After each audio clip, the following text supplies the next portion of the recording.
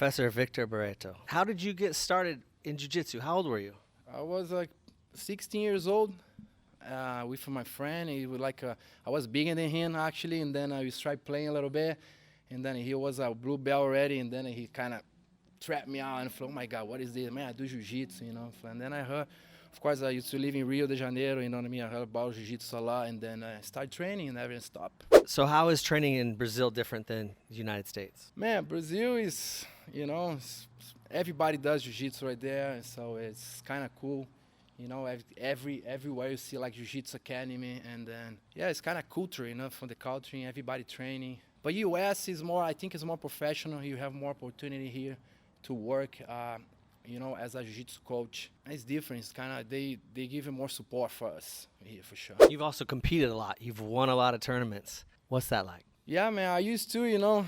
So since my son born and the COVID came, like there's a lot of tournaments here around here in California anymore. So we have to go far away. But I still competing, you know. So in 2 weeks I have an American National. I'm gonna, you know, push myself to adult division. And you also used to be the head jiu-jitsu coach at Alliance MMA, is that right? Yes, exactly. Who did you train over there? It's a lot of people, a lot of UFC guys, like Bellator guys, like, always come and join my class, you know. You're a big guy. Is it hard for you to find training partners? Actually, in my whole career, I always had a big guy training, always. Since I white belt, I trained with big guys. You know, I used to train in GFT in Brazil with like Ricardo Evangelista, Igor Silva, Rodolfo Vieira, and a lot of big guys over there. And then I moved to US, you know, I trained with a couple of guys as well, like Xande Ribeiro. He's a big guy too, you know, it's a lot of pressure. Now I train in Alliance you have a Felipe Andrew right there. He's #1 in the world right now at BJJF. So, you know, he's pushing me a lot. Man, I love training with this guy. How long have you been in the United States? Almost 7 years now. Still competing until like, I don't know, man, you know, I will never stop. What's it like being a dad?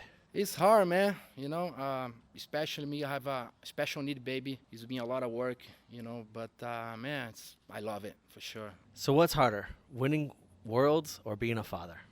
Being a father for sure, man. And what do you tell a young kid who wants to be like you? Man, first of all, for sure, never give up. Jiu-jitsu is a really hard martial arts, you know, so you get injury, you know what I mean, you'll be smashed, especially in the beginning. So it's not easy at all, man. It's like 80% of people give up, you know what I mean? So, but if you have a passion, you know, if you know what you want in the future, like I said, when I was a kid, I have a dream to be a black belt champion one day, and then, you know, a lot of people told me a lot of stuff to stop. There is, you know what I mean, there's no good career, go study, go do that, but I never give up. And you were saying before that you don't do it with money. You do it for the passion, and the money comes later. Tell us about that. Man, like, you know, so competition. If you go like competing, training hard, you know what I mean, do like a diet stuff, like it's not easy, right? So you have to just keep going, you know what I mean? So, and then the money is gonna come because I do competition for love. I go there to have my army raised. I go there to go on the highest place on the podium, you know what I mean? Doesn't have a price, man. It's, you know, and like I said, the money comes later. What type of guards do you like to play? Man, I really like spider guard. You know, spider guard I do since a blue belt. I have good traps from there. But I really like close guard. I like a cross collar sleeve control. I got a couple stuff from Xande Ribeiro, you know what I mean? So I trained with him for a couple of years. And I bring some stuff for my game as well. Tell us about Gamblers. Gamblers is a good team that you had in Miami, Florida. And, you know, so you have a good team here representing. We are there right now, like 2-3 weeks ago in the Miami Open. This was cool, man. It's a funny story from the Miami Open. You said you're out there with Felipe or something? Yeah, me and Felipe went to the final on the ultra heavy division. It's nobody show up in our division. Then, you know, the division was 3:30 and the open class was 4 p.m. And then you decide to roll. Hey, let's go there and you roll. You know what I mean? And then get warm up for the open class. Yeah, pretty much went there to train and, you know, you see what happened.